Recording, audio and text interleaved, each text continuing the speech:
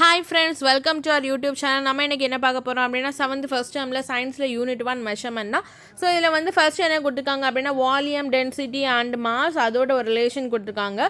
So volume வந்து கண்டுபிடிக்கணும் அப்படினா mass by density அதாவது நிறை divided by அடர்த்தி பண்ணோம் அப்படினா நமக்கு என்ன கிடைக்கும் அந்த மாஸை வந்து டென்சிட்டியால டிவைட் பண்ணா நமக்கு வால்யூம் அதாவது பரிமாண் ஒரு கன அளவு வந்து கிடைக்கும். டென்சிட்டி அப்படினா அடர்த்தி, மாஸ் அப்படினா நிறை. ஓகேவா? So V is equal to m/d. அதே மாதிரி டென்சிட்டி கண்டுபிடிக்கணும்னா மாஸ் பை வால்யூம், அதே மாதிரி மாஸ் கண்டுபிடிக்கணும்னா டென்சிட்டி இன்டூ வால்யூம். ஓகேவா? நெக்ஸ்ட் வந்து என்ன கொடுத்துருக்காங்க, இன்ட்ரோடக்ஷனில் பார்த்தோம் அப்படின்னா நம்ம டே டு டே லைஃப்பில் வந்து நம்ம எல்லா பொருளையும் வந்து மெஷர் பண்ணுவோம் இல்லையா? எக்ஸாம்பிள் வந்து ஃப்ரூட்ஸை வந்து அதோட வெயிட்டை மெஷர் பண்ணுவோம், வெஜிடபிள்ஸ், ஃபுட்ஸ் அந்த மாதிரி எல்லாத்தையும் வந்து மெஷர் பண்ணுவோம். ஸோ அந்த quantities such as mass, weight, distance, temperature, volume. So mass, weight, distance, அப்புறம் டெம்பரேச்சர் மற்றும் வால்யூம் இருக்குல்ல. ஸோ இதை வந்து என்ன, இந்த குவான்டிட்டிஸ், இந்த அளவுகளை வந்து என்ன சொல்கிறாங்க அப்படின்னா ஃபிசிக்கல் குவான்டிட்டிஸ், அதாவது இயற்பியல் அளவுகள் அப்படின்னு சொல்கிறாங்க. A value and a unit are used to express the magnitude of a physical quantity. So அதாவது வேல்யூ அப்படின்னா எண் மதிப்பு. ஸோ அந்த வேல்யூ அண்ட் யூனிட்னா அலகு தெரியும்ல. ஸோ அதை வச்சு தான் வந்து அந்த ஃபிசிக்கல் குவான்டிட்டியை வந்து எக்ஸ்ப்ரெஸ் பண்ணுறாங்க. ஸோ எக்ஸாம்பிள் வந்து கொடுத்துருக்காங்க, இப்போ 2 கிலோமீட்டர் நீ எவ்ரிடே வந்து வாக் பண்ணுற, நடந்து போகிற அப்படின்னா 2 கிலோமீட்டருக்குள்ள அந்த 2 வந்து என்ன அப்படின்னா வேல்யூ, அண்ட் இந்த கிலோமீட்டர் அப்படின்னா யூனிட். ஓகே, 2 அப்படிங்கிறது எண் மதிப்பு, அந்த கிலோமீட்டர் வந்து என்னென்னா அலகு அப்படின்னு சொல்லியிருக்காங்க. ஸோ இதை வச்சு தான் அந்த ஃபிசிக்கல் குவான்டிட்டியை வந்து அதாவது இயற்பியல் அளவுகளை வந்து எக்ஸ்ப்ரெஸ் பண்ணுவாங்க. அண்ட் இந்த லெசனில் வந்து இதை பற்றி தான் படிக்க போகிறோம். Fundamental quantities, derived quantities and இதை பற்றி தான் படிக்க போகிறோம். Fundamental quantities and derived quantities. So fundamental quantities அப்படின்னா அடிப்படை அளவுகள், அண்ட் டிரைவ்டு குவான்டிட்டிஸ் அப்படின்னா வழி அளவுகள். ஸோ ஜென்ரலாக வந்து இந்த ஃபிசிக்கல் குவான்டிட்டிஸ் 2 டைப்ஸாக கிளாஸிஃபை பண்ணியிருக்காங்க. ஒன்று வந்து ஃபண்டமெண்டல் குவான்டிட்டிஸ், இன்னொன்று வந்து என்னென்னா derived quantities. So fundamental quantities அப்படின்னா நான் சொன்ன மாதிரி அடிப்படை அளவுகள், அண்ட் டிரைவ்டு குவான்டிட்டிஸ் அப்படின்னா வழி அளவுகள். ஸோ ஃபஸ்ட்டு ஃபண்டமெண்டல் குவான்டிட்டிஸ் எடுத்துட்டோம் அப்படின்னா a set of physical quantity which cannot be expressed in term of any other quantities. So வேறு எந்த ஒரு அளவுகளால் வந்து எக்ஸ்ப்ரெஸ் பண்ண முடியாத ஒரு ஃபிசிக்கல் குவான்டிட்டி, அதாவது இயற்பியல் அளவுகளை தான் என்ன சொல்கிறாங்க ஃபண்டமெண்டல் குவான்டிட்டிஸ் அப்படின்னு சொல்கிறாங்க. வேறு டேர்மில் வந்து அதை எக்ஸ்ப்ரெஸ் பண்ண முடியாது. எக்ஸாம்பிள் வந்து என்ன சொல்லியிருக்காங்க அப்படின்னா length, mass, time. So length, mass, time எல்லாம் வந்து அடிப்படை அளவுகள், இதை வந்து இன்னொரு அளவுகளால் வந்து எக்ஸ்ப்ரெஸ் பண்ண முடியாது. அண்ட் இதோட கரஸ்பாண்டிங் யூனிட் அண்ட் இதோட யூனிட் அதாவது அலகு வந்து என்ன அப்படின்னா fundamental units. So fundamental quantities அப்படின்னா என்னது, அடிப்படை அளவுகள், அண்ட் ஃபண்டமெண்டல் யூனிட்ஸ் அப்படின்னா அடிப்படை அலகு. ஓகேவா? ஸோ ஆல்ரெடி நம்ம 6th டேர்மில் பார்த்த மாதிரி there are 7 fundamental physical quantities இருக்குது இன் எஸ்ஐ யூனிட். ஸோ அது என்ன அப்படின்னு ஆல்ரெடி நம்ம பார்த்துக்கோம். ஜஸ்ட் சும்மா வந்து பாருங்கள். லென்த் வந்து மீட்டர், அதை வந்து யூனிட் வந்து மீட்டர், மாஸ்னா கிலோகிராம், டைம் வந்து second, temperature kelvin, electric current வந்து ஆம்பியர், அமௌண்ட் ஆஃப் சப்ஸ்டன்ஸ் வந்து மோல், அண்ட் லுமினஸ் இன்டென்சிட்டி வந்து என்னென்னா கேண்டலா. ஓகேவா? ஸோ நெக்ஸ்ட் வந்து என்ன கொடுத்துருக்காங்க, டிரைவ்டு அதாவது வழி அளவுகள். All other physical quantities which can be obtained by multiplying, dividing or mathematically combining the fundamental quantities are known as derived quantities. அதாவது இந்த இயற்பியல் அளவுகளை வந்து எய்தர் நம்ம மல்டிப்ளை பண்ணலாம், ஆர் டிவைட் பண்ணலாம், இல்லை ஏதாவது ஒரு மேத்தமெட்டிக்கல் ஃபார்மில் யூஸ் பண்ணி அதை கம்பைன் பண்ணலாம். கம்பைனிங் த ஃபண்டமெண்டல் குவான்டிட்டி அடிப்படை அளவுகளை வந்து கம்பைன் பண்ணோம் அப்படின்னா அதை வந்து என்னது டிரைவ்டு குவான்டிட்டிஸ். ஏதாவது ஒரு ஃபிசிக்கல் குவான்டிட்டிஸை அடிப்படை அளவுகளாக வந்து மேத்தமெட்டிக்கலாக கம்பைன் பண்ணலாம், இல்லை வந்து ஏதாவது மல்டிப்ளை பண்ணலாம், இல்லை டிவைட் பண்ணலாம். அந்த மாதிரி பண்ணுறது தான் வந்து என்ன சொல்லியிருக்காங்க டிரைவ்டு குவான்டிட்டிஸ் அப்படின்னு சொல்லியிருக்காங்க. ஸோ எக்ஸாம்பிள் பார்த்தா புரியும். எக்ஸாம்பிள் வந்து ஏரியா அண்ட் வால்யூம். ஓகேவா? ஸோ லென்த் நம்ம இங்கே வந்து லென்த், மாஸ் எல்லாம் பார்த்தோம்ல. லென்த்தோட யூனிட் வந்து என்னது கிலோமீட்டர் தானே இருக்கும். ஸோ லென்த்து கிலோமீட்டர் அவ்வளோதான் இருக்கும். அண்ட் ஏரியா பார்த்தோம் அப்படின்னா லென்த் இன்டு பிரெட். ஸோ ரெண்டு லென்த்து அண்ட் பிரெட்டு வச்சுக்கோங்க. அந்த ரெண்டுமே வந்து ஒரு ஃபண்டமெண்டல் குவான்டிட்டி. ஸோ ரெண்டையும் வந்து மல்டிப்ளை பண்ணி நமக்கு இன்னொரு குவான்டிட்டி கிடைக்குது இல்லையா? ஸோ தான் வந்து என்ன அப்படின்னா டிரைவ்டு குவான்டிட்டி. ஸோ ஏரியா அப்படிங்கிறது வந்து என்னது டிரைவ்டு குவான்டிட்டிஸ், அண்ட் அதோட யூனிட் வந்து என்னது metre square or square metre. So அதே மாதிரி வால்யூம் பார்த்தோம் அப்படின்னா லென்த், பிரெட், ஹைட் எல்லாம் மல்டிப்ளை பண்ணியிருக்காங்க. ஸ்பீடு பார்த்தோம் அப்படின்னா distance divided by time. So divide பண்ணியிருக்காங்க. ஸோ எலக்ட்ரிக் சார்ஜ் வந்து என்ன அப்படின்னா electric current into time. So multiply பண்ணியிருக்காங்க. அதோட யூனிட் வந்து கூலும். ஓகேவா? சி எலக்ட்ரிக் சார்ஜோட யூனிட் வந்து கூலும். அண்ட் டென்சிட்டி வந்து என்னது மாஸ் பை வால்யூம். ஸோ அதை வந்து டிவைட் பண்ணியிருக்காங்க இல்லையா? ஸோ இந்த மாதிரி டிவைட் ஆர் மல்டிப்ளை பண்ணுறதா வந்து என்ன சொல்கிறாங்க அப்படின்னா டிரைவ்டு குவான்டிட்டிஸ் அப்படின்னு சொல்கிறாங்க. ஸோ ஃபஸ்ட்டு வந்து ஏரியா பார்க்க போகிறோம். ஸோ ஏரியா அப்படின்னா பரப்பளவு, அது நமக்கு எல்லாருக்குமே தெரியும் இல்லையா. ஸோ பரப்பளவு area is a measure of how much space is there on a flat surface. ஒரு சர்ஃபேஸில் வந்து எவ்வளோ ஏரியா இருக்குது அதான் வந்து நம்ம வந்து மெஷர் பண்ணுவோம் இல்லையா பரப்பளவு. The area of plot of land is derived by multiplying its length and breadth. So எப்படி வந்து நம்ம கண்டுபிடிப்போம்னா, நம்ம வீடு எடுத்துட்டோன்னா நம்மளோட வீட்டோட லென்த் அண்ட் பிரெத்தை வந்து கால்குலேட் பண்ணும்போது நமக்கு அந்த வீட்டோட ஏரியா, அந்த பரப்பளவு என்ன அப்படின்னு கிடைக்கும் இல்லையா. So the unit of area is metre square. அதை வந்து ரீடர் ஸ்கொயர் மீட்டர் அப்படின்னு சொல்லியிருக்காங்க. ஓகே. அண்ட் ஏரியா வந்து என்னது, நான் சொன்ன மாதிரி டிரைவ்டு குவான்டிட்டி. ஏன் டிரைவ்டு குவான்டிட்டி, நம்ம 2 ஃபண்டமெண்டல் ஃபிசிக்கல் குவான்டிட்டியாக மல்டிப்ளை பண்ணுறோம் இல்லையா. லென்த் இன்ட்டு பிரெத்தை வந்து மல்டிப்ளை பண்ணால் தான் ஏரியா கிடைக்குது. ஸோ ஒரு ப்ராப்ளம் கொடுத்துருக்காங்க, ஈஸி தான். What is the area of 10 square each having side of 1 metre. So ஒரு ஸ்கொயரோட ஏரியா வந்து ஒரு 10 ஸ்கொயரோட ஏரியா வந்து கேட்டுக்காங்க. அந்த ஸ்கொயரோட ஒவ்வொரு சைடும் வந்து 1 மீட்டர் அப்படின்ட்டு சொல்லிட்டு கேட்டுக்காங்க. இப்போ நான் ஏரியா ஸ்கொயர் எடுத்துட்டோம் அப்படின்னா 1 மீட்டர் இல்லையா, ஏ ஸ்கொயர் தான் அதோட ஃபார்முலா இல்லையா. 1 × 1 கிடைக்கும்போது 1 metre square or 1 square metre. So 10 ஸ்கொயருக்கு கண்டுபிடிக்கணும். அப்போ 10 வந்து 1ஆல் மல்டிப்ளை பண்ணோம் அப்படின்னா நமக்கு என்ன கிடைக்கும், 10 square metre. So area of regularly shaped objects, அதாவது ஒழுங்கான வடிவமுள்ள பொருட்களின் பரப்பளவு. எக்ஸாம்பிள் வந்து என்னது, சர்க்கிள், ரெக்டாங்கிள், ஸ்கொயர். ஸோ இதோட ஏரியா வந்து எப்படி கண்டுபிடிக்கலாம், ஃபார்முலா இருக்குல்ல. ஸோ ஃபார்முலா வச்சு கண்டுபிடிக்கலாம். ஸ்கொயர் அப்படின்னா நான் என்ன சொன்னேன், side into side A square. And rectangle அப்படின்னா length into breadth L into B. Circle அப்படின்னா நம்ம என்ன சொல்லுவோம், ரேடியஸ் தெரியும், பை ஆர் ஸ்கொயர். ட்ரையாங்கிள் வந்து அந்த பேஸு தெரியும், அடிப்பாகம் தெரியும் மற்றும் ஹைட்டு தெரியும். அப்போ half into base into height. So அதை வச்சு ஒரு ப்ராப்ளம் கொடுத்துருக்காங்க. Find the area of the following regular shaped figures. First ரெக்டாங்கிளோட லென்த் கொடுத்துருக்காங்க, பிரெட்த்து கொடுத்துருக்காங்க. ஸோ ஏரியா என்னது, 12ஐயும் 4ஐயும் மல்டிப்ளை பண்ணால் நமக்கு ஏரியா கிடைக்கும் 48. அதே மாதிரி சர்க்கிளோட ரேடியஸ் கொடுத்துருக்காங்க 7. ஸோ பை ஆர் ஸ்கொயர் தான் வேல்யூ. பை வந்து 22/7, ஆர் வந்து 7. ஸோ 7 × 7. ஸோ நமக்கு வந்து மல்டிப்ளை பண்ணும்போது என்ன கிடைக்கும், 154 மீட்டர் ஸ்கொயர். தென் ட்ரையாங்கிள் வந்து half into base into height. Base வந்து என்ன கொடுத்துருக்காங்க 6, ஹைட் வந்து 8 கொடுத்துருக்காங்க. ஸோ சால்வ் பண்ணும்போது நமக்கு ஏரியா கிடைக்கும், simple. Next area of irregular shaped objects. வடிவமே இல்லாத, ஐ மீன் ஒழுங்கான வடிவம் இல்லாத பொருட்களுக்கு எப்படி ஏரியா கண்டுபிடிக்கணும் அப்படின்னு சொல்லிட்டு கேட்டிருக்காங்க. ஸோ இவங்க வந்து என்ன சொல்லியிருக்காங்கன்னா, இங்கே ஒரு ஆக்டிவிட்டி கொடுத்துருக்காங்க. ஸோ அதில் வந்து எக்ஸாம்பிள் ஒரு லீஃப் எடுத்துக்கோங்க. அந்த லீஃபை எடுத்து அந்த கிராஃப் ஷீட் இருக்கலாம் அதில் வந்து ப்ளேஸ் பண்ணிவிட்டு அதுக்கு மேலே பென்சிலால் வரைங்க. ஸோ அதோட ஷேப் கிடைக்கும். இப்போ அந்த லீஃபுக்குள்ளாடி அந்த ஷேப் வரைஞ்சிருக்கோம்ல, அதுக்குள்ளாடி இருக்கிற அந்த ஸ்கொயரை வந்து நம்ம கவுண்ட் பண்ணி அதை வந்து ஃபுல் ஸ்கொயரை கவுண்ட் பண்ணி எம் எடுக்கணும்.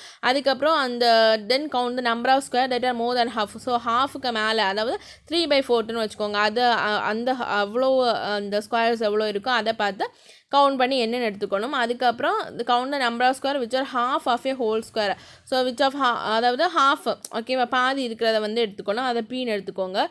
அண்ட் நெக்ஸ்ட்டு வந்து count the number of square that are less than half. So ஹாஃபை விட குறைவாக இருக்கிறது வந்து quarter 1/4.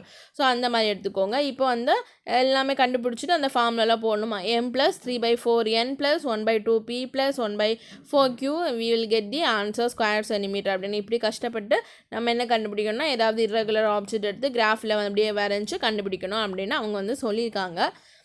So this method it can be used to find the area of regular shape. So regular shape கூட நம்ம இப்படி சும்மா வரைஞ்சா கண்டுபிடிக்கலாம். In the case of square and rectangle, this method use a measure area accurately. So square and rectangle ஈஸியாக வந்து கிடச்சிடும் அப்படின்னு சொல்லியிருக்காங்க.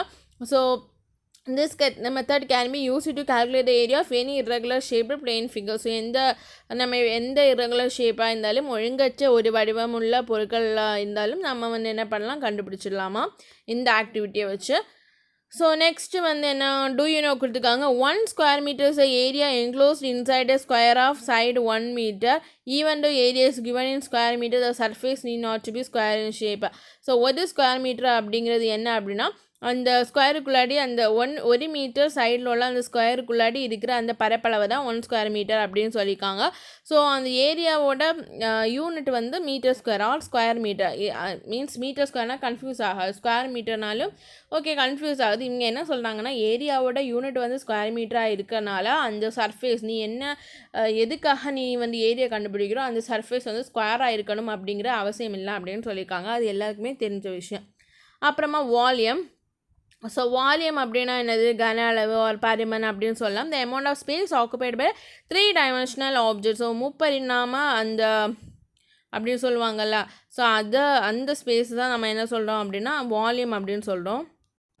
ஸோ என்ன சொல்லியிருக்காங்க, ஒரு 3 டைமென்ஷனல் ஆப்ஜெக்ட் அப்படின்னா ஒரு முப்பரிமாண அந்த பொருட்கள் வந்து ஆக்குப்பை பண்ணியிருக்கிற அந்த ஸ்பேஸு தான் வந்து எவ்வளோ அமௌண்ட்டில் வந்து அதை ஆக்குப்பை பண்ணியிருக்கோ அதெல்லாம் நம்ம வால்யூம் அப்படின்னு சொல்கிறோம். வால்யூமோட வந்து ஃபார்முலா வந்து area into height, surface area into height. அதோட எஸ்சி யூனிட் வந்து என்னென்னா மீட்டர் க்யூப் இல்லைன்னா கியூபிக் மீட்டர்.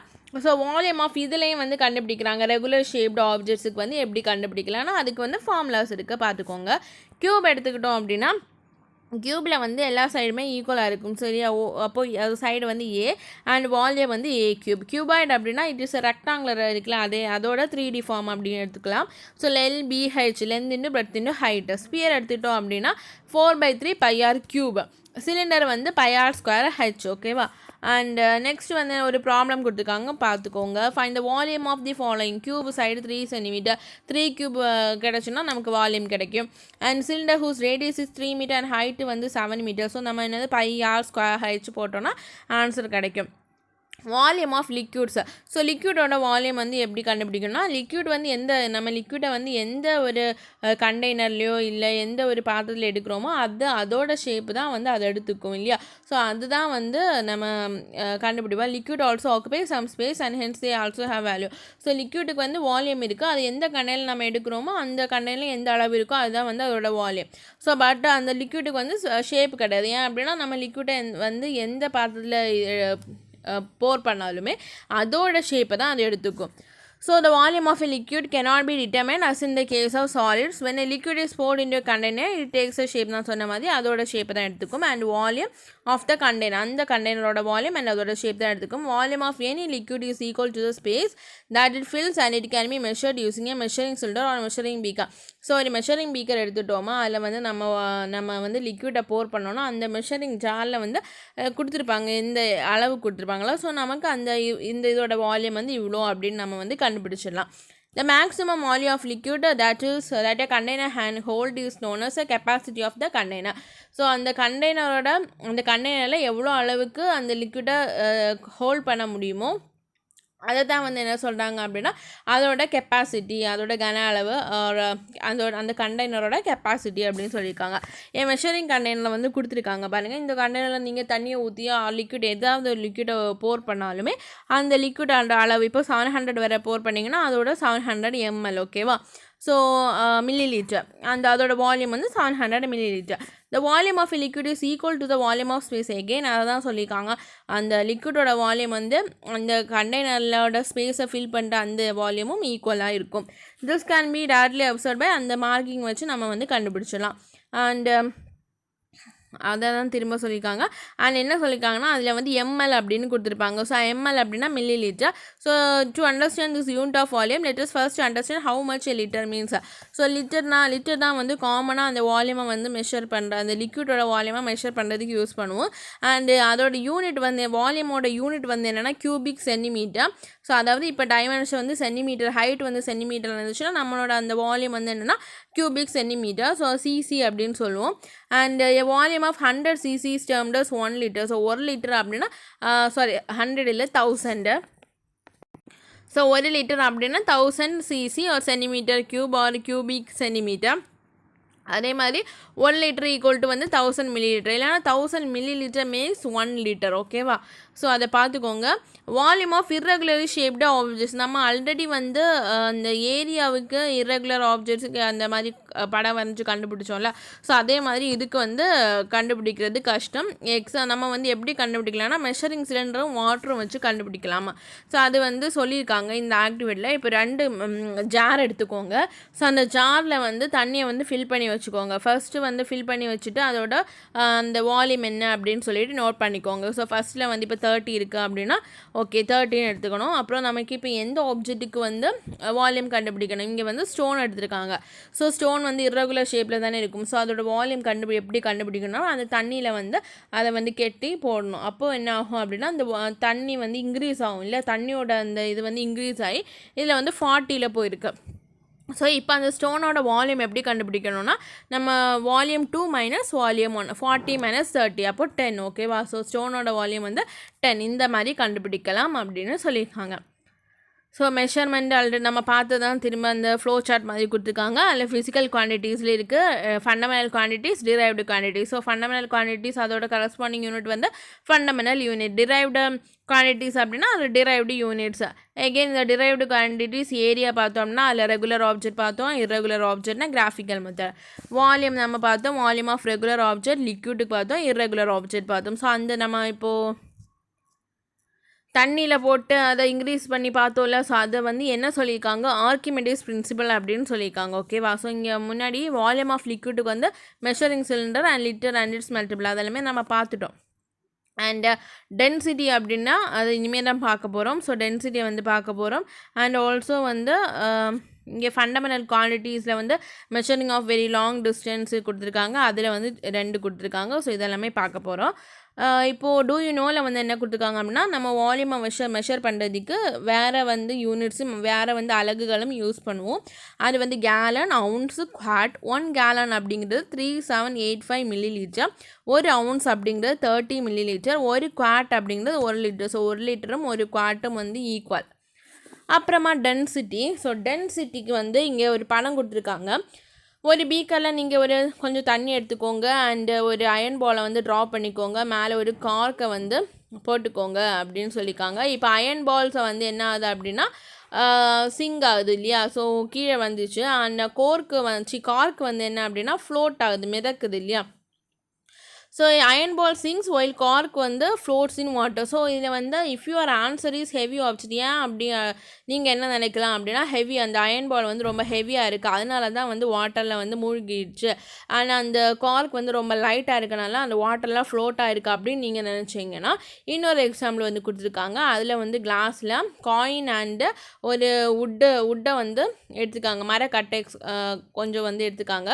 ஸோ அதையும் வந்து ஃப்ளோட் பண்ணும்போது, அதை வந்து போடும்போது அந்த வுட் லாக் வந்து என்ன ஆகுது அப்படின்னா ஃப்ளோட் ஆகுது, மிதக்குது. அண்ட் அயன் வந்து என்ன அப்படின்னா கீழே விடுது. ஸோ இதில் நமக்கு எது தெரியும், அந்த அயன் அந்த காயின் இருக்குல்ல, ஸோ காயின், ஸோ அந்த காயின் தான் வந்து லெஸ் வெயிட்னு தெரியும். ஆனால் அதுதானே கீழே விழுந்திருக்கு. அப்போ ஏன் அப்படிங்கிறது என்னன்னு நமக்கு டென்சிட்டி அப்படின்னா என்ன அதை பற்றி தெரிஞ்சால் மட்டும்தான் இதுக்கு ஆன்சர் பண்ண முடியும். ஸோ டென்சிட்டி அப்படிங்கிறது வந்து என்னது, அடர்த்தி. ஓகேவா? ஸோ டென்சிட்டி அப்படிங்கிறது என்னது, அடர்த்தி. அண்டு அதுதான் அந்த இதை தான் சொல்லியிருக்காங்க. Lightness or heaviness of a body. ஒரு ஆப்ஜெக்ட் எடுத்துட்டோன்னா அது வந்து லைட்டாக இருக்கா இல்லை ஹெவியாக இருக்கா, அதை எதை பொறுத்து இருக்கா அப்படின்னா டென்சிட்டியை பொறுத்து இருக்கா. So if more mass is packed, so ஒரு ஆப்ஜெக்டில் நிறைய மாஸ் இருந்துச்சுன்னா அதுக்கு வந்து டென்சிட்டி அதிகமாக இருக்கும். And so the iron block will have more mass than the wooden block of the same size. So first டயக்ராமில் அயன் பிளாக்கு வந்து நிறைய மாஸ் இருக்குது அண்டு நிறைய மாஸ் இருக்குது. அந்த வுட்டன் பிளாக்கு அதோட மாஸ் வந்து அதிகமாக இருக்குது. தேன் அந்த கார்க்கோட மாஸ் வந்து இதை கம்பேர் பண்ணும்போது கம்மியாக இருக்குது. அதனால் அயனுக்கு வந்து என்னது, டென்சிட்டி வந்து அதிகமாக இருக்குது, அயனோட அடர்த்தி வந்து அதிகமாக இருக்குது. ஸோ டென்சிட்டி அப்படின்னா என்னது, மாஸ் பை வால்யூம். ஸோ நமக்கு தெரியும். So density of a substance is defined as a mass of the substance contain in 1 unit volume. So 1 metre கியூபில் வந்து எவ்வளோ மாஸ் இருக்குது அதுதான் வந்து டென்சிட்டி அப்படின்னு சொல்லியிருக்காங்க. So if mass of substance is m and volume v, then density is equal to d is equal to m by v. அதோட SI unit வந்து kilogram per metre cube and CGS வந்து என்ன அப்படின்னா gram per centimetre cube. Confuse பண்ணக்கூடாது. So density of different materials. So இந்த different materials வந்து கொடுத்துருக்காங்க. இப்போது நிறைய டென்சிட்டி இருந்துச்சுன்னா அந்த மெட்டீரியல் டென்சர் அப்படின்னு சொல்லுவாங்க. இதே கம்மியான டென்சிட்டி இருந்துச்சுன்னா அது என்ன சொல்லுவாங்க அப்படின்னா ரேரர் அப்படின்னு சொல்லுவாங்க. இப்போ நம்ம இந்த டேபிளர் காலத்தில் இருக்கிற அந்த வேல்யூஸ் எல்லாம் பார்க்கலாம். கேஸில் வந்து ஏருக்கு வந்து 1.2 கிலோகிராம் பர் மீட்டர் கியூப் இருக்குது. லிக்விட் எடுத்துட்டோன்னா kerosene, water, mercury. So water வந்து மறக்கக்கூடாது, 1000 kilogram per metre cube. And so அந்த 1000 கிலோகிராம் பர் மீட்டர் கியூபை வந்து கிலோ நியூட்டன் பர் மீட்டர் கியூப்பில் எடுத்துட்டோன்னா என்ன வரும் அப்படின்னு சொல்லிட்டு கமெண்ட் பண்ணுங்கள் தெரிஞ்சால். கெரோசின் வந்து 800 kilogram per metre cube, mercury வந்து 13,600, வுட்டு வந்து 770. ஸோ அதை பார்த்துக்கோங்க. ஸோ இப்போ நம்ம வந்து என்ன பண்ணுறோம் அப்படின்னா இந்த டயக்ராம் கூட கம்பேர் பண்ண போகிறோம். ஸோ ஃபஸ்ட்டு டயக்ராம் வந்து அயன் பால் இல்லையா? ஸோ அயன் பால் எடுத்துட்டோம் அப்படின்னா அயன் பால் வந்து 7800. ஓகேவா? அதோட டென்சிட்டி வந்து 7800. அண்டு ஸோ அதுக்கு முன்னாடி நான் வந்து இன்னொரு எக்ஸாம்பிள் இந்த டூ யூ நோ இருக்குல்ல, ஸோ அதையும் வந்து சொல்லிவிட்டு அது சொன்னால் ஈஸியாக புரிஞ்சிடும். ரிலேஷன்ஷிப்பை வந்து ஆல்ரெடி நம்ம பார்த்துட்டோம், அந்த மாஸ் அண்டு வால்யூம் அதை வச்சு பார்த்துட்டோம். அண்ட் இப்போ இருக்கிற அந்த ப்ராப்ளம் இருக்குது, ஸோ அந்த ப்ராப்ளம் பார்த்துக்கோங்க. டென்சிட்டி கண்டுபிடிக்கணும்னா மாஸ் பை வால்யூம், ஸோ அதுதான் வந்து கொடுத்துருக்காங்க. இப்போ வந்து இந்த டூ யூ நோவில் பார்த்தீங்க அப்படின்னா water has more density then oil. So ஆயிலை கம்பேர் பண்ணும்போது வாட்டருக்கு வந்து டென்சிட்டி கம்மியாக இருக்குது. பார்த்தீங்கன்னா தெரியும், ஆயிலை கம்பேர் பண்ணும்போது வாட்டரோட டென்சிட்டி வந்து அதிகமாக இருக்குது. ஓகே, வாட்டரோட டென்சிட்டி வந்து 1000 அண்ட் ஆயிலோட டென்சிட்டி வந்து கம்மியாக இருக்குது. ஓகே, இப்போ வந்து ஆயில் அப்படிங்கிறது குக்கிங் ஆயிலாக இருக்கலாம், ஆமணக்கு அந்த கேஸ்டர் ஆயிலாக இருக்கலாம். ஸோ அந்த மாதிரி ஆயில் வந்து என்ன ஆகும் அப்படின்னா அதோட டென்சிட்டி வந்து கம்மியாக இருக்குது வாட்டரை கம்பேர் பண்ணும்போது. ஈவன் தோ அந்த ஆயிலை பார்க்கும்போது அது ரொம்ப டென்ஸாக ரொம்ப அடர்த்தியாக இருந்தாலுமே அந்த ஆயிலோட அந்த அடர்த்தி வந்து தண்ணியோட அடர்த்தியை விட கம்மியாக இருக்குது. அதனாலேயே என்ன ஆகும் அப்படின்னா கொடுத்துருக்காங்க, கேஸ்டர் ஆயிலோட டென்சிட்டி அடர்த்தி வந்து 961 கிலோகிராம் பர் மீட்டர் கியூப் இல்லையா, அண்ட் வாட்டரோட டென்சிட்டி வந்து 1000 கிலோகிராம் பர் மீட்டர் கியூப். இப்போ வந்து நம்ம தண்ணி எடுத்துட்டோம், தண்ணியில் வந்து ஆயிலை ட்ராப் பண்ணும்போது ஆயிலை விடும்போது என்ன ஆகும், 1 drop of oil in water, oil வந்து என்ன ஆகும், ஃப்ளோட் ஆகும். அதே மாதிரி வைஸ் வர்ஸாக பார்த்துக்கோங்க. ஆயில் எடுத்துக்கோங்க, ஆயில் எடுத்துகிட்டு நீங்கள் தண்ணியை வந்து அதில் வந்து போடுங்க. ஓகே, இஃப் யூ புட் ஒரு ட்ராப் ஆஃப் தண்ணியை வந்து ஆயிலில் போட்டோம் அப்படின்னா வாட்டர் வந்து என்னென்னா மூழ்கிடும். ஓகே, வாட்டர் வந்து சிங்க் ஆகிடும். ஆனால் இதே மாதிரி நம்ம ஆயிலை வந்து வாட்டரில் போட்டோம் அப்படின்னா என்ன ஆகும், ஆயில் வந்து மிதக்கும். ஸோ இதுலேருந்து நமக்கு என்ன தெரிய வருது அப்படின்னா, இப்போது வாட்டர் வந்து ஆயிலை விட ரொம்ப டென்சிட்டி அதிகம் இல்லையா, 1000 அப்படின்னு சொல்கிறோம். ஆயிலோட டென்சிட்டி வந்து 961. ஓகே, ஸோ ஆயில் வந்து டென்சிட்டி கம்மியாக இருக்கனால அந்த ஆயில் வந்து என்ன ஆகும் அப்படின்னா அந்த வாட்டரில் ஃப்ளோட் ஆகுது, மிதக்குது. இதே மாதிரி நம்ம ஆயில் எடுத்துகிட்டு அதில் வந்து வாட்டரை ட்ராப் பண்ணும்போது அந்த வாட்டரோட டென்சிட்டி வந்து அதிகம், ஆயில் வந்து கம்மி. அப்போ என்ன ஆகுது அப்படின்னா அந்த வாட்டர் வந்து அதில் மூழ்கடிக்குது. இப்போ இந்த படத்தை வச்சு பார்த்தா நமக்கு புரியும். அயன் பால் இருக்குது. ஸோ அயனோட டென்சிட்டி வந்து இங்கே படத்தில் இந்த டேப்லெட் காலத்தில் கொடுத்துருக்காங்க 7800. வாட்டரோட டென்சிட்டி வந்து என்னது 1000 இல்லையா. ஸோ அப்போ எது வந்து அதிகமாக இருக்குது, அயன் தான் அதிகமாக இருக்குது. அப்போ அப்வியஸ்லி அது என்ன ஆகும், அயன் வந்து மூழ்கும் சரியா. ஸோ அது வந்து மூழ்கிடுச்சு. அண்டு வுட்டுக்கு வந்து கொடுத்துருக்காங்களா, வுட்டுக்கு வந்து 770 கொடுத்துருக்காங்க. ஸோ எது வந்து அதிகமாக இருக்குது, வாட்டர் தான் 1000 அதிகமாக இருக்குது. அப்போ வுட்டு வந்து மூழ்காது, அது என்ன ஆகும், ஃப்ளோட் ஆகும். அதே மாதிரி தான் இங்கேயும் வுட்டுக்கு வந்து 770 அது ஃப்ளோட் ஆகும். அந்த காயின் வந்து மேபி காப்பர் காயின், ஏதாவது ஒரு காயினை கம்பேர் பண்ணும்போது ஸோ அங்கே போட்ட காயின் வந்து வாட்டரை விட அதிகமாக இருந்தனால என்ன ஆகும் அப்படின்னா அது வந்து சிங்க் ஆகுது. ஓகேவா, மூழ்கடிக்குது. ஸோ இதுதான் வந்து சொல்லியிருக்காங்க. ஸோ உங்களுக்கு ஒரு கொஸ்டின் நம்ம வந்து ஜாக்ரஃபியில் வந்து படிச்சிருப்போம், எந்த கோள் வந்து ஃப்ளோட் ஆகும் அப்படின்னு சொல்லிட்டு நம்ம படிச்சிருப்போம். ஸோ ஞாபகம் இருந்தால் கமெண்ட் பண்ணிக்கோங்க. ப்ராப்ளம் வந்து சேம் தான், நம்ம ஃபார்முலா யூஸ் பண்ணி பண்ணுறது தான் பார்த்துக்கோங்க. Density equal to mass by volume. So volume கண்டுபிடிக்கணும்னா மாஸ் பை டென்சிட்டி, அதே தான். So measuring larger distance. So இது வரைக்கும் நம்ம வந்து ஸ்மாலர் டிஸ்டன்ஸ் பார்த்தோம் இல்லையா. ஸோ லார்ஜர் டிஸ்டன்ஸை மெஷர் பண்ணோம் அப்படின்னா 2 டைப்ஸ் இருக்குது. ஒன்று வந்து அஸ்ட்ரானமிக்கல் யூனிட் அண்ட் இன்னொன்று வந்து light year. So astronomical unit எடுத்துட்டோம் அப்படின்னா நமக்கு தெரியும் எர்த்து வந்து சன்னை வந்து எலிப்டிக்கல் ஆர்பிட், அதாவது நீள்வட்ட பாதையில் தான் சுற்றி வருது அப்படின்னு நமக்கு தெரியும். ஸோ அதனால் இந்த சன்னோடையும் அந்த எர்த்தோடையும் அந்த டிஸ்டன்ஸ் இருக்குல்ல அது எப்போவுமே வந்து வேரி ஆகிட்டே இருக்குமா. And when the earth is in perihelion position, already வந்து ஜாக்ரஃபி எடுக்கும்போது சொல்லியிருக்கேன், பெரிஹீலியன்னா பிபி பக்கத்தில் இருக்குது.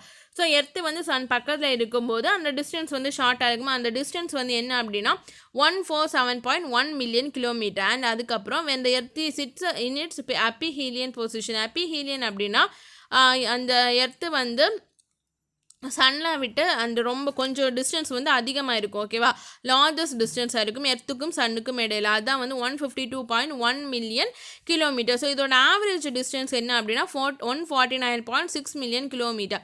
ஸோ இதுலேருந்து என்ன சொல்ல வராங்க அப்படின்னா இந்த ஆவரேஜ் டிஸ்டன்ஸை தான் 1 அஸ்ட்ரானமிக்கல் யூனிட்டாக எடுத்துகிட்டுக்கதா சொல்லியிருக்காங்க. நமக்கு தெரியும் 1 அஸ்ட்ரானமிக்கல் யூனிட் என்ன படிச்சிருப்போம், 1.49 × 10^11 மீட்டர் அப்படின்னு படிச்சிருப்போம். அதுதான் வந்து 149.6 49.6 மில்லியன் கிலோமீட்டர் அப்படின்னு சொல்லிட்டு கொடுத்துருக்காங்க. So Neptune is 30 AU away from the sun. ஓகேவா? ஸோ நெப்டியூன் வந்து சன்லேருந்து லாஸ்ட் பிளானட் தானே நெப்டியூன். ஸோ அதை வந்து கோல்டஸ்ட் பிளானட் அப்படின்னு சொல்லுவாங்க. ஸோ அந்த பிளானட்டோட டிஸ்டன்ஸ் வந்து என்ன அப்படின்னா சன்னுக்கும் நெப்டியூனுக்கும் இடையிலான டிஸ்டன்ஸ் வந்து 30 AU astronomical unit. So it means it is 30 times farther than the earth. ஓகேவா? ஸோ இது வந்து 30 டைம்ஸ் வந்து எர்த்தை விட ரொம்ப தூரத்தில் இருக்குது அப்படின்னு சொல்லியிருக்காங்க.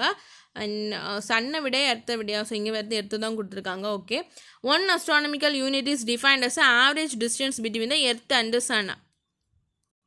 ஸோ இங்கே என்ன சொல்லியிருக்காங்க அப்படின்னா நெப்டியூன் வந்து சூரியனிலேருந்து பூமியை விட 30 டைம்ஸ் 30 தடவை அந்த அதிகமாக இருக்குது அப்படின்னு சொல்லியிருக்காங்க. ஸோ அதாவது 30 டைம்ஸ் அப்படின்னா 30 மடங்கு வந்து அந்த தொலைவில் இருக்கிறதா சொல்லியிருக்காங்க. இந்த நெப்டியூன் வந்து சூரியன்லேருந்து 30 ஆம்ஸ்ட்ராங் இல்லையா? ஸோ ஏயு அப்படின்னா ஆம்ஸ்ட்ராங் இல்லை, அஸ்ட்ரானமிக்கல் யூனிட். ஸோ அஸ்ட்ரானமிக்கல் யூனிட்டோட தமிழில் வந்து என்ன சொல்லுவாங்க அப்படின்னா வானியல் அலகு அப்படின்னு சொல்லுவாங்க. ஓகேவா? Astronomical unit. ஸோ இது வந்து கேட்க வாய்ப்பு இருக்குது. நெப்டியூன் வந்து எவ்வளோ டிஸ்டன்ஸ் அப்படின்னா 30 AU and it means it is 30 times further than the earth. So அது வந்து அந்த சூரியன்லேருந்து பூமியை விட 30 மடங்கு தொலைவில் இருக்கிறதா சொல்லியிருக்காங்க. அதுதான். அப்புறமா 1 அஸ்ட்ரானமிக்கல் யூனிட் நான் ஆல்ரெடி சொன்ன மாதிரி 149.6 மில்லியன் கிலோமீட்டர். ஸோ மில்லியனை வந்து எப்படி எழுதலாம்? 10⁻6 எழுதலாமா? மீட்டரை கன்வெர்ட் பண்ணால் 10⁻3. ஸோ 10⁻9 வந்துச்சு. அண்ட் 1.496 போட்டோன்னா 10⁻11 மீட்டர். ஓகே, இது மட்டும்தான் இதில் இம்பார்ட்டன்ட். ஆம்ஸ்ட்ராங்னே வருது. 1 astronomical unit is equal to 1.496 into 10⁻11 metre. And அது நெப்டியூனோடதும் ரொம்ப இம்பார்ட்டன்ட், 30 AU அதாவது அஸ்ட்ரானமிக்கல் யூனிட். அண்ட் வந்து எர்த்தை விட எவ்வளோ தொலைவில் இருக்குதுன்னு பார்த்துக்கோங்க, 30 டைம்ஸ். நெக்ஸ்ட் வந்து light year. So light year வந்து ஒளியாண்டு அப்படின்னு சொல்லுவாங்க. நம்மளோட பக்கத்தில் இருக்கிற நியரஸ்ட் ஸ்டார் என்ன அப்படின்னா ப்ராக்சிமா சென்டுவரி. இதோட டிஸ்டன்ஸ் வந்து அஸ்ட்ரானமிக்கல் யூனிட்டில் சொல்லணும் அப்படின்னா 2,68,770. So it is very difficult to measure. இந்த மாதிரி சொல்கிறது வந்து கஷ்டமாக. அதனால் என்ன சொல்லியிருக்காங்க அப்படின்னா அஸ்ட்ரானமர்ஸ் வந்து ஒரு ஸ்பெஷல் யூனிட்டை கண்டுபிடிச்சிருக்காங்க. அதோட நேம் தான் லைட் இயர். எதுக்காக அப்படின்னா ரொம்ப டீப் ஸ்பேஸில் மெஷர் பண்ணுறதுக்காக டிஸ்டன்ஸை. ஸோ நம்ம speed of the light in vacuum வந்து தெரியும், 3 × 10⁻8 மீட்டர் பர் செகண்ட். அதாவது வெற்றிடத்தில் வந்து ஒளியின் வேகம் 3 × 10⁻8 மீட்டர் பர் செகண்ட். ஸோ இதை வந்து லைட் இயருக்கு எப்படி கால்குலேட் பண்ணுறாங்க அப்படின்னு பார்த்தோம் அப்படின்னா ஒரு வருஷத்தில் 365 நாட்கள். ஸோ 365 இன்டு 1 டேக்கு வந்து எவ்வளோ ஹவர்ஸ் இருக்குது? 24 ஹவர்ஸ். ஸோ 24 இன்டு எவ்வளோ மினிட்ஸ் இருக்குது? 60 மினிட்ஸ். ஸோ அண்ட் எவ்வளோ செகண்ட்ஸ் இருக்குது? 60 செகண்ட்ஸ். ஸோ இதெல்லாமே மல்டிப்ளை பண்ணி வச்சுக்கோங்க. அப்போ நமக்கு ஒரு வருஷத்தில் எவ்வளோ செகண்ட்ஸ் கிடைக்கும்? 3.153 இன்டு 10⁻7 செகண்ட்ஸ் கிடைக்கும். இப்போ இது ரெண்டையும் மல்டிப்ளை பண்ணோன்னா நமக்கு, அதாவது இதையும் நம்ம அந்த வெற்றிடத்தில் போகும் அந்த வேகம் இருக்குல்ல, அது 3 × 10⁻8 மீட்டர் பர் செகண்ட்ஸ். ஸோ இது ரெண்டையும் மல்டிப்ளை பண்ணோம்னா செகண்ட் கேன்சல் ஆகி நமக்கு ஒரு வேல்யூ கிடைக்கும், 9.46 × 10⁻15 மீட்டர். இதை தான் என்ன சொல்கிறாங்க? 1 லைட் இயர் அப்படின்னு சொல்கிறாங்க. So 1 light year is defined as a distance traveled by light in vacuum during the period of 1 year. So ஒரு வருஷத்தில் வந்து லைட் அந்த வெற்றிடத்தில் எவ்வளோ டிஸ்டன்ஸ் ட்ராவல் ஆகுதோ அதுதான் வந்து லைட் இயர்னு சொல்கிறாங்க. So 9.46 × 10⁻15 metre. ஸோ நம்ம ப்ராக்சிமா சென்ச்சுரியை வந்து நம்ம என்ன சொல்லியிருக்கோம்? 2,68,770 AU சொல்லியிருக்கோம். அதை நம்ம லைட் இயரில் சொன்னோம் அப்படின்னா ஈஸியாக 4.22 லைட் இயர் அப்படின்னு, எர்த்துலேருந்து 4.22 லைட் இயர் அப்படின்னு சொல்லலாம். So the Earth is located about 25,000 light years away from the galactic center. அதாவது அண்டத்தின் மையத்திலிருந்து எர்த் வந்து 25,000 லைட் இயர் தூரத்தில் இருக்கிறதாகவும் சொல்லியிருக்காங்க. ஸோ இந்த லெசன் இவ்வளோ தான். உங்களுக்கு இந்த வீடியோ பிடிச்சிருந்துச்சுன்னா லைக் பண்ணுங்கள், சப்ஸ்கிரைப் பண்ணுங்கள், ஷேர் பண்ணுங்கள். அண்ட் மறக்காமல் கேட்ட கொஸ்டின்ஸுக்கு கமெண்ட் பண்ணிக்கோங்க. தேங்க்யூ.